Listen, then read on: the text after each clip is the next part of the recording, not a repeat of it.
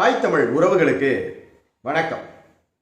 ஜெயராஜ் பெனிக்ஸ் 9 பேருக்கும் இரட்டை மரண தண்டனை. எதனால இரட்டை மரண தண்டனை? 2 கொலைகள் பண்ணியிருக்கிறாங்க.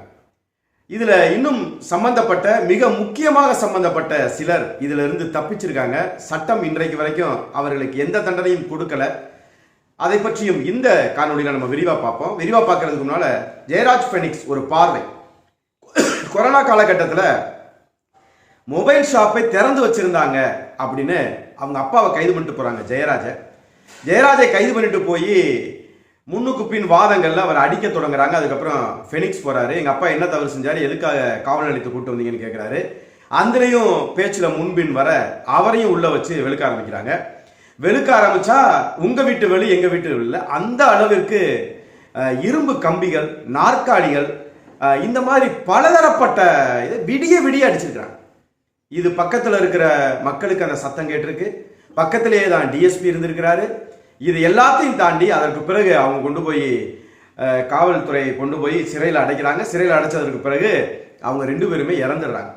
இறந்ததற்கு பிறகுதான் இந்த விஷயம் ரொம்ப பூதாகாரமாக்கப்பட்டு அதற்கு பிறகுதான் மக்கள் போராட்டமாக மாறுது. மக்கள் போராட்டமாக மாறினதற்கு பிறகுதான் அவர்கள் மீது நடவடிக்கை ஆரம்பிக்குது. மதுரை உயர்நீதிமன்ற கிளை இந்த வழக்கை சுமோட்டாவாக எடுக்கிறாங்க. எடுத்து இந்த 5.5 ஆண்டுகள் நடந்த இந்த வழக்கு நேற்றைய தினம் தீர்ப்பளிக்கப்பட்டிருக்கு. அந்த தீர்ப்பில் என்ன தண்டனை அப்படிங்கிற விவரங்களும் நேற்று அறிவிக்கப்பட்டிருக்கிறாங்க. 9 பேரும், ஸ்ரீதர் உட்பட, A1 தான் ஸ்ரீதர், அவர் தான் ஆய்வாளர். 9 பேருமே குற்றவாளிகள். அவர்களுக்கு இரட்டை மரண தண்டனை. அது போக லட்சக்கணக்கில் தண்டனை தொகை போட்டிருக்காங்க. கிட்டத்தட்ட A1 ஸ்ரீதருக்கு மட்டுமே 86 லட்சம் நினைக்கிறேன். அதற்கு பிறகு அடுத்த நிலையில் இருந்த A2க்கு 84 லட்சம். இப்படி லட்சக்கணக்கில் அபராதங்களும் இரட்டை மரண தண்டனையும் கொடுக்கப்பட்டிருக்கு. எதனால இரட்டை மரண தண்டனை அப்படின்னா, 2 கொலைகள், அம்மா அப்பா, பையனும் அப்பாவுங்கிறதுனால அது ஒரே குடும்பத்து கொலையா ஒரே கொலைக்குள்ள வராது. 2 பேரை கொலை செஞ்சிருக்கிறாங்க. அப்ப ஜெயராஜ் அவருடைய வழக்காகவும் பெனிக்ஸோடைய வழக்காகவும் இது 2 தரப்பட்ட வழக்காக பார்த்தால் எப்படி 2 வழக்கிலுமே மரண தண்டனை வருமோ, அது போலதான் இப்ப 2 பேரை கொலை செஞ்சதுனால இரட்டை மரண தண்டனை அப்படிங்கிறது வருது. இப்ப நீங்க நல்லா பாருங்க, இந்த லட்சங்களை அவங்க அபராதமா கட்டிடலாம். ஆனால் இந்த மரண தண்டனைக்கு இப்ப அவங்களுக்கு என்ன வாய்ப்பு இருக்குன்னா, இன்னும் பல கட்ட மேல்முறையீடுகள் இருக்கு. அது ஒண்ணுதான் அவங்களுக்கு நம்பிக்கைன்னு வைங்களேன். ஆனா நம்மளை பொறுத்த வரைக்கும் இந்த மரண தண்டனை காட்டிலும் கொடிய தண்டனை என்னன்னா ஆயுள் தண்டனை தான். கிட்டத்தட்ட இந்த மேல்முறையீடு எல்லாம் போய் கடைசியில் ஆயுள் தண்டனையில தான் போய் நிற்கும் தான் நம்முடைய கருத்து. அதனால அந்த 9 பேருக்குமே அவங்களுக்கு காவல்துறையை சார்ந்தவங்களா இருக்கிறனால சட்டமெல்லாம் அவங்களுக்கு தெரியும்.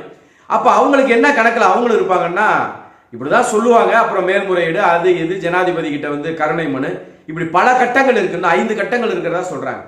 இதையெல்லாம் தாண்டி அவர்களுக்கு மரண தண்டனை கொடுக்கப்படுமானா அதுல எனக்கு நம்பிக்கை இல்லை. மரண தண்டனை அவங்க 5 மேல்முறையீடு இருக்கிறதுனால பண்றதுக்கு வாய்ப்பு மிக குறைவு. ஆனால் ஆயுள் தண்டனையாக இதை மாற்றுவதற்கு, ஆயுள் தண்டனை உறுதி செய்வதற்கு வேற எந்த வாய்ப்பும் இல்லை. உறுதி செஞ்சிருவாங்க தான், உறுதி செய்யாம போறதுக்கு எந்த வாய்ப்பும் இல்லை. ஆனால் மரண தண்டனையை விடக்கூடியது ஆயுள் தண்டனை தான். ஏன்னா தூக்குல போட்டாங்க அப்படின்னா, அது பாருங்க, சாகும் வரை மரண தண்டனைன்னு வாங்க. அது எதுக்குன்னா, தூக்குல தொங்க போடுவாங்க, தூக்குல தொங்கிட்டு உடனே எடுத்துட்டா ஒருவேளை பொழைச்சிடலாம். அப்ப சாகும் வரைனா அந்த தூக்குல தொங்கி செத்துட்டாருன்னு மருத்துவர் சான்றிதழ் கொடுத்ததற்கு பிறகுதான் ஆமா இறந்துட்டாங்கன்னு சொல்லுவாங்க. அதற்கான வரிதான் சாகும் வரை மரண தண்டனை அப்படின்னு சொல்றது. இப்ப அந்த தண்டனையை விட அந்த ஆயுள் தண்டனை இருக்கு பாருங்க, அது ஒரு நிமிஷத்துல முடிஞ்சு போயிடும். ஆனால் ஆயுள் தண்டனை இருக்கு பாருங்க, ஒவ்வொரு நாளும் தன் குடும்பம் என்னாச்சு, ஐயோ நம்ம வெளியே இருக்க முடியலையே, ஐயோயோ இப்படி பண்ணிட்டோமே, அந்த அந்த குற்ற உணர்வும் அந்த வலி இருக்கு பாருங்க, அதுதாங்க உண்மையான தண்டனை. உண்மையான தண்டனை அதுதான். மரணத்திற்கு மரணம் தான் தண்டனையா அப்படின்னா இல்லதான். ஆனால் இது எதற்கெல்லாம் வழிவகுக்கும்னா, உண்மையாகவே மரண தண்டனை விட கொடிய தண்டனை ஆயுள் தண்டனை. அதுவும் பரோல்ல, ஜாமீன்ல வெளியே வர முடியாத தண்டனையை கொடுக்கணும். அதுதான் தண்டனையை தவிர மரண தண்டனை என்பது ஒரு நிமிடத்துல முடிஞ்சிடும். அப்படி இருக்கும்போதுதான் அங்க வேலை செய்யக்கூடிய காவலர்களுக்கு, இவர்களை பற்றிய செய்தி வெளிவரும்போது பார்க்கக்கூடிய காவலர்களுக்கு, இப்படி சிறைக்கு உள்ளே இருக்கக்கூடிய குற்றவாளிகளுக்கு, அவர்களுக்கெல்லாம் இவர்கள் ஒரு பாடமாக இருப்பாங்க. கிட்டத்தட்ட இந்த மேல்முறையீடு எல்லாம் போய் அங்கதான் நிற்கும் வைங்களேன். இப்ப நான் விஷயத்துக்கு வரேன். 9 பேருக்கும் மரண தண்டனை. நீதிபதி ஒரு பெரிய அழகான ஒரு தீர்ப்பை கொடுத்துட்டாரு. இந்தியாவுக்கே வந்து ஒரு முன்மாதிரியான தீர்ப்பு. ஆனா உண்மையாவே இதுல ரெண்டு விஷயம் வந்து இருக்கு. இந்தியாவிலேயே நடக்காத ரெண்டு விஷயம். இந்த 9 பேருக்குமான இந்த மரண தண்டனை, அதுவும் இரட்டை மரண தண்டனை என்பது. இன்னொரு விஷயம் என்னன்னா, சாத்தான்குளம் சம்பவம் நடந்த போது அங்கே நீதிபதியாக போனவருக்கு பல சிக்கல்களை இதே காவல்துறையை கொடுத்தாங்க. ஏடிஜிபி கொடுத்ததா சொல்றாங்க, அங்க இருந்த டிஎஸ்பி கொடுத்ததா சொல்றாங்க. இப்படி பல பேர் கொடுத்தனால இந்தியாவிலே எங்கேயும் இல்லாம ஆர்டிஓடைய கண்ட்ரோலுக்கு போச்சு காவல் நிலையம். ஒரு காவல் நிலையம் காவல்துறை கட்டுப்பாட்டில் தான் இருக்கும்.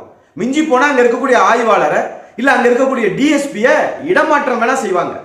ஆனால் ஒரு காவல் நிலையத்தையே இனிமேல் காவல்துறை அதை நிர்வாகம் செய்யாது, ஆர்டிஓ தான் பண்ணுவாரு, வட்டாட்சியர் தான் அதை வந்து நிர்வாகம் செய்வாருன்னு இந்தியாவிலேயே முதலாக ஒரு விதி புகுத்தப்பட்டது, செய்யப்பட்டது. அப்படின்னா அது வந்து சாத்தான்குளம், இந்த வழக்கில் சாத்தான்குளம் காவல் நிலையத்தை தான். அதனால இருவரும் விஷயங்கள் இந்தியாவிலே மிகப்பெரிய அளவாக பேசப்பட்டாலும் கூட நமக்கு ஒரு சாமானியனாக சில கேள்விகள் வருது. நம்ம மறந்துடுவோம். ஏன்னா மறதிங்கிறது வந்து மக்களுடைய இயல்பு. அதனால நம்ம மறந்து போன விஷயங்களை, சில விஷயங்களை நான் நினைவுபடுத்த விரும்புறேன். இந்த வழக்கில் உண்மையான குற்றவாளி யார் தெரியுமா? உண்மையாகவே குற்றவாளி யார் தெரியுமா? அந்த ஃபெனிக்ஸையும் ஜெயராஜையும் கொண்டு போய் மருத்துவக் கல்லூரி மருத்துவமனையில் கொண்டு நிறுத்தி இவங்க சரியா தான் இருக்கிறாங்க, இவர்களை சிறையில் அடைப்பதற்கு தகுதியான உடல்நிலையில் தான் இருக்கிறார்கள் அப்படின்னு சொல்லி ஒரு பெண் மருத்துவர் வின்னிதா அப்படின்னு சொல்றாங்க. அந்த பெண் மருத்துவர் தான் முதல் குற்றவாளி என்னை பொறுத்த வரைக்கும். இது காவல் நிலையத்தில் நடந்தது உண்மை. அவங்க அடிச்சிருக்கிறாங்க. அங்க என்ன நடந்ததுங்கிறது வந்து எல்லாருக்கும் தெரியுது. விடுங்க. அதுக்கப்புறம் மருத்துவமனைக்கு எதுக்காக கொண்டு போகணும்? ஏன் நேரா மேஜிஸ்ட்ரேட்டை கொண்டு போயிடலாம், ஏன் நேரா சிறையிலே கொண்டு போட்டலாமே? எதற்காக ஒரு மருத்துவர்கிட்ட கொண்டு போறாங்க? அரசு மருத்துவர்கிட்ட. அந்த மருத்துவர் சான்று அளிக்கணும், இவர் மீது எந்த காயமும் இல்லை, இவரை வந்து சிறையில் வைப்பதற்கு ஒரு உடல்நல தகுதியோடு இருக்கிறார். அந்த பெண் மருத்துவர் கொடுத்தாங்க பாருங்க. அந்த பெண் மருத்துவர் மீது இதுவரைக்கும் என்ன தண்டனை நடந்திருக்கிறது, என்ன தண்டனை அவர் மீது கொடுக்கப்பட்டிருக்கிறது, அவர் கொடுக்கப்பட்டிருக்கிறது. இப்ப இந்த வழக்கில், இந்த வழக்கினுடைய இறுதி தீர்ப்புல ஏன் அவருடைய பெயர் வரவில்லை? முக்கியமான குற்றவாளி. அன்னைக்கு அவர் மட்டும் ஜெயராஜும் ஃபெனிக்ஸும் உடல் நல குறைவுல இருக்கிறாங்க, அவர்கள் மீது காயம் இருக்குது, இரத்த காயங்கள் இருக்குது, மிக சோர்வாக இருக்கிறாங்க, மன அழுத்தத்தில் இருக்கிறாங்க, இரத்த காயங்களோடு சிறைக்கு செல்ல கூடிய தகுதி இந்த 2 பேருக்கு இல்லைன்னு அன்னைக்கு அந்த பெண் மருத்துவர் சொல்லி இருந்தாங்கன்னா இன்னைக்கு இது நடந்திருக்காரு. அப்படியே மருத்துவமனையில சேர்த்து இருந்திருக்கலாம், அவங்க உயிர் பெற்று இருக்கலாம். இந்த 9 பேருக்கும் கூட இதை விட குறைந்த, ரொம்ப குறைவான தண்டனைகளை அவங்க வெளியே கூட போயிருந்திருக்கலாம். ஆனால் இது எல்லாமே இப்படி ஆவதற்கு முதல் காரணம் அந்த பெண் மருத்துவர் தான். அவர் மீது இன்னைக்கு வரைக்கும் என்னங்கிறத அரசும் சொல்லல, நீதிமன்றமும் சொல்லல, இந்த தீர்ப்புலையும் வரல, எதுலையுமே வரல. அதற்கு அடுத்தாற் போல இந்த விஷயத்துல யார் குற்றவாளி அப்படின்னா, அந்த சாத்தான்குளம் காவல் நிலையம் இருந்ததற்கு பக்கத்திலேயே தான் டிஎஸ்பி அலுவலகம் இருந்திருக்கு. அந்த டிஎஸ்பி அங்கு இரவு இருந்திருக்கிறார் என்பது ஆதாரப்பூர்வமாக தெரிகிறது. மக்கள்லாம் போய் விட இப்படி ரொம்ப சத்தம் கேட்குது, ரொம்ப அலறல் சத்தம் கேட்குது, டிஎஸ்பி தான் போயிருக்காங்க. அவர் தான் அலட்சியமாக போங்கன்னு சொல்லியிருக்கிறாரு. அப்ப அந்த அதிகாரியாவது உடனடியாக பக்கத்தில் தான் இருந்திருக்கு காவல் நிலையம், அடுத்த கட்டடம் தானே, வந்திருக்கலாமே, வந்து என்ன நடக்குதுன்னு கேட்டு இருந்திருக்கலாமே. ஒரு இன்னைக்கு நம்ம சொல்றோம் அந்த 9 பேர்ல ஏன் அவங்க வந்து அவங்க ஆய்வாளர் சொன்னாங்க, அவங்க செஞ்சாங்க, அவர் தப்பா தான் சொல்றாருன்னா அவங்களுக்கு உயரதிகாரிட்ட போய் அவங்க சொல்லியிருக்கலாம்ல. ஒருவேளை அந்த 9 பேர்த்துல உள்ளவங்க அந்த உயரதிகாரிகிட்ட டிஎஸ்பி சொல்லியிருக்கலாம்ல. ஏன் மக்கள்லாம் போய் நின்னப்ப பேசாத அந்த டிஎஸ்பி இவங்களுக்கு பேசிடுவாரா? எது சரி தவறுன்னு பார்த்துருவாரா? இன்றைக்கு அவர்களுடைய நிலைமையெல்லாம் என்ன? அப்ப இந்த மருத்துவர், பெண் மருத்துவர், இந்த டிஎஸ்பி மேல இன்னொன்று மேஜிஸ்ட்ரேட், சாத்தான்குளம் மேஜிஸ்ட்ரேட், அவரும் இந்த மருத்துவர் செய்ததற்கு இணையான குற்றத்தை செஞ்சிருக்கிறார். இவர்களை சிறையில் அடைக்கலாம், 15 நாள் இவர்களை சிறையில் அடைக்கலாம்னு ஆணை பிறப்பித்தது யாரு? இந்த மேஜிஸ்ட்ரேட். இந்த பெண் மருத்துவரும் இந்த மேஜிஸ்ட்ரேட்டும் தான் முதல் குற்றவாளிகள். அதற்கு பிறகு இந்த டிஎஸ்பி, அப்புறம் தாங்க ஸ்ரீதரே வரணும், அதற்கு பிறகுதான் ஸ்ரீதரே வரணும். இப்ப இதுல இன்னொரு மிகப்பெரிய கேள்வி இருக்கு. ஃப்ரெண்ட்ஸ் ஆஃப் போலீஸ்னு ஒன்று இருக்காங்க, அவங்க இல்லையே. அவங்க எல்லாம் சேர்ந்து அடிச்சதை தானே அன்னைக்கு எல்லா போராட்டங்களையும் எல்லா வழக்குகளையும் எல்லாரும் பேசப்பட்டது.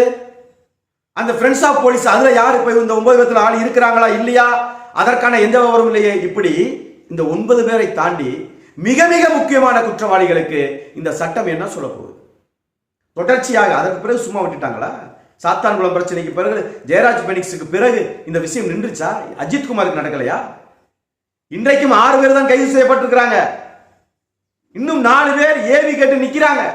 அந்த ஏவி கேட்டு நின்ன திருப்புவனத்தினுடைய ஆய்வாளர் மானாமதுரைக்கு ஆய்வாளரா ப்ரொமோட் பண்ணியிருக்காங்கன்னா அப்ப சட்டம், இந்த காவல்துறை என்ன சொல்ல வருதுன்னு புரியல பாருங்க.